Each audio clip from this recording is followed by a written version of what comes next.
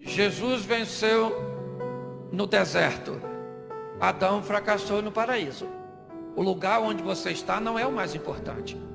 O importante são suas escolhas, suas conexões. Ok?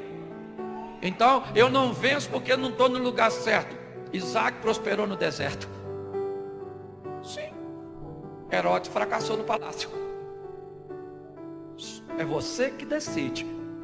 Certo? A vida é sua. Não bote a culpa em ninguém. Você sabe qual é o maior problema de ser livre? É que ser livre coloca a responsabilidade das escolhas sobre você. Você se torna responsável por suas opções. É assim que funciona.